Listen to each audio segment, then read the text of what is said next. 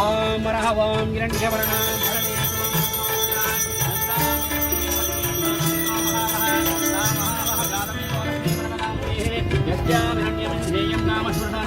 ಅಷ್ಟಪೂರ್ಣಾವತಿ ಮಧ್ಯಸ್ಥನಾದ ಪ್ರಮೋದಿ ಲಕ್ಷ್ಮೀ ರಮಣ ಗೋವಿಂದ ಗೋವಿಂದ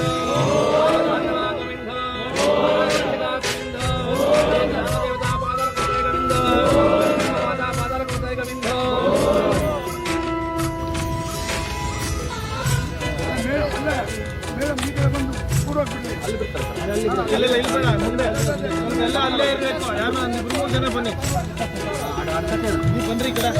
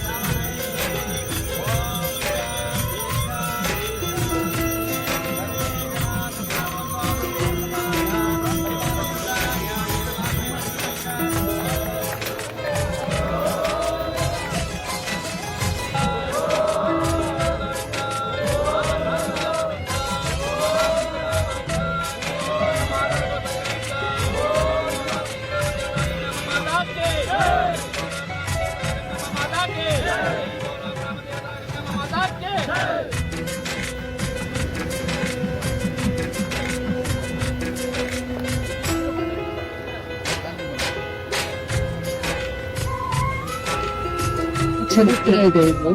ಈ ಜಿಲ್ಲೆಗೆ ಬಹಳ ವಿಸ್ತೀರ್ಣವಾಗಿರುವಂತ ಇದು ದೊಡ್ಡ ಕೆರೆ ಅಂತ ಇಡೀ ನಮ್ಮ ಕೋಲಾರ ಜಿಲ್ಲೆಗೆ ಇದೇ ದೊಡ್ಡದು ಬಹಳ ವಿಶಾಲವಾಗಿರುವಂತ ರಾಮಸಾಗರ ಕೆರೆ ಅಂತ.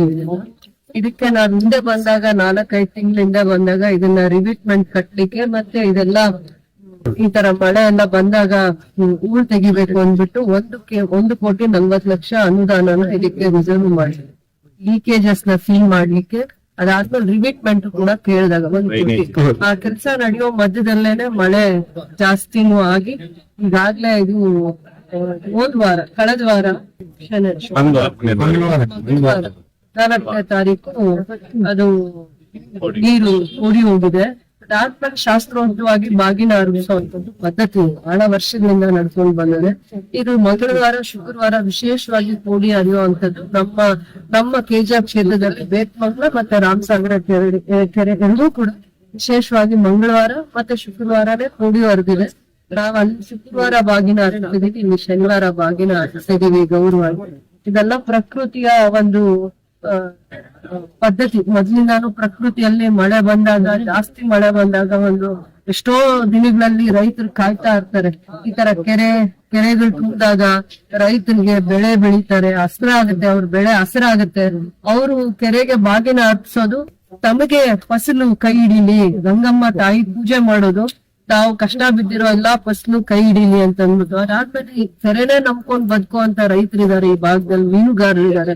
ಅವ್ರ ಜೀವನಾನು ಇದ್ರ ಮೇಲೆ. ರೈತರ ಜೊತೆಯಲ್ಲಿ ಈ 3-4 ಪಂಚಾಯತಿಗೆ ಇದು ಈ ಕೆರೆಯಲ್ಲಿ ನೀರ್ ನಿಂತಾಗ ರಾಮಸಾಗರ ಪಂಚಾಯತಿ, ಪಂಚಾಯತಿ, ಚಂದ್ರ ಪಂಚಾಯತಿಗೆ ಈ ನೀರು, 4-5 ಪಂಚಾಯತಿಗೆ ಈ ಕೆರೆಯಲ್ಲಿ ನೀರ್ ನಿಂತ್ರೆ ರೈತರಿಗೆ, ಈ ಭಾಗದ ರೈತರಿಗೆ ತುಂಬಾ ಅನುಕೂಲ ಆಗುತ್ತೆ. ಅದ್ರ ಜೊತೆಯಲ್ಲಿ ಚಿಕ್ಕ ಚಿಕ್ಕ ಮೀನುಗಾರರು ಕೂಡ ಇದ್ರಲ್ಲಿ ಬದುಕನ್ನ ಕಟ್ಕೊಂಡಿದ್ದಾರೆ. ಇವರೆಲ್ರಿಗೂ ಕೂಡ ಜೀವನಕ್ಕೆ ಆಧಾರ ಆಗಿದಾವೆ ಈಗ ಎರಡು ಕೆರೆಗಳು, ಬೇತ್ಮಂಗ್ಲ ಮತ್ತೆ ರಾಮಸಾಗರ ಕೆರೆ.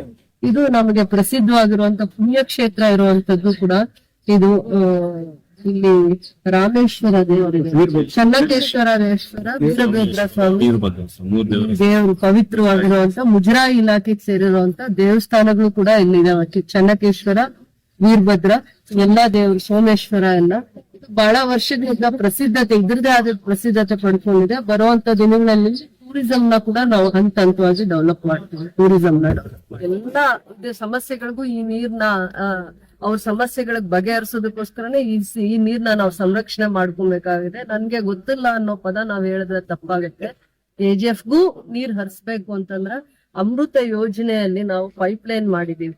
11 to 12 ಕಿಲೋಮೀಟರ್ಸ್ ಆ ಪೈಪ್ ಲೈನ್ ಕೂಡ ಸರಿಯಾದ ರೀತಿ ಆಗಿದೆ. ಮತ್ತೆ ಇದಕ್ಕೆ ಏನಿದೆ, ಬೇತ್ಮಂಗ್ಲ ಅಲ್ಲಿ ಕೆಲವೊಂದು ಟ್ಯಾಂಕ್ಸ್, ಅಂದ್ರೆ ಅಲ್ಲೇ ಇದ್ದೆ ಬ್ರಿಟಿಷರ್ಸ್ ಟೈಮ್ ಅಲ್ಲಿ ಒಂದ್ ರೀತಿ ಅವರೇ ನೀರ್ನ ಶುದ್ಧೀಕರಣ ಮಾಡಿ ಕೊಡ್ತಾ ಇದ್ರು. ಮುಂದೆ ಕೂಡ ಅದೇ ಪ್ರೋಸೆಸ್ ನ ಮಾಡ್ಬೇಕಾಗತ್ತೆ. ಮಳೆ ಬಂದಾಗ ಯಾವ್ಯಾವ ನೀರ್ ಹರಿದು ಬರುತ್ತೋ ಅವಾಗ ನಾವು ಮಾಡಕ್ಕಾಗಲ್ಲ. ಅದಾದ್ಮೇಲೆ ತದನಂತರ ದಿನಗಳಲ್ಲಿ ಫೆಬ್ರವರಿ, ಮಾರ್ಚ್, ಏಪ್ರಿಲ್ ಆ ಸಂದರ್ಭದಲ್ಲಿ ಈ ನೀರ್ನ ಮುಂದೆ ಉಪಯೋಗ ಮಾಡ್ಕೊಳ್ಳೇಬೇಕು. KGF ಗೆ, ಬೇತ್ಮಂಗ್ಲಕ್ಕೆ, ಯಾವ್ಯಾವ ಭಾಗಕ್ಕೆ ಇಲ್ಲಿಂದ ನಾವು ನೀರ್ನ ತಗೊಂಡಿಲ್ಲ. ಅಲ್ಲಿ ಪಂಪ್ ಹೌಸ್ ಇದೆ, ಎಲ್ಲಿ ಬೇತ್ಮಂಗ್ಲ ಟೌನ್ಗೂ ನೀರ್ ಕೊಟ್ಟಿದ್ದಾರೆ. ಅದಾದ್ಮೇಲೆ KGF ಗೂ ಬಹಳ ವರ್ಷಗಳ ಕಾಲ ನೀರ್ ಕೊಟ್ಟಿದ್ದಾರೆ. ಆ ಒಂದ್ ಪದ್ಧತಿನೂ ಕೂಡ ಇದೆ. ಮುಂದಕ್ಕೆ ನಾವು ಅದನ್ನ ವ್ಯವಸ್ಥಿತವಾಗಿ ಮಾಡ್ತೀವಿ. ಅದಕ್ಕೆ ಅಂತ ಒಂದ್ ಇಲಾಖೆ ಇದೆ. ಆ ಇಲಾಖೆ ಮುಖಾಂತರ ಅವರಿಗೆ ನಾವು ಮಾರ್ಗದರ್ಶನ ಕೊಟ್ಟು ಈ ನೀರ್ನ ಯೋಗ್ಯವಾಗಿ ಬಳಸ್ಕೊಳ್ಳುವಂತದ್ದನ್ನ ಟೆಕ್ನಿಕಲಿ ಅದು ನೀರು ಪ್ರೂವನ್ ಆಗ್ಬೇಕು. ಇದನ್ನ ನಾವು ಬೇರೆ ಬೇರೆ ಅಂದ್ರೆ ಕುಡಿಯೋ ನೀರ್ಗೆ ಉಪಯೋಗ ಮಾಡ್ಕೊಳ್ಳುವಂತ ವ್ಯವಸ್ಥೆ ಮಾಡ್ಕೊಂಡು ನಾವು ಬೇತ್ಮಂಗ್ಲ ಇಂದ KGF ಗೆ ಮತ್ತೆ ಮೈನಿಂಗ್ ಏರಿಯಲ್ಲಿ ಬಹಳ ಏರಿಯಾಗಳಿಗೆ ನಾವು ನೀರ್ ಕೊಡ್ತಾ ಇದ್ವಿ. ಆ ಜಾಗಕ್ಕೆ ಮತ್ತೆ ಅದನ್ನ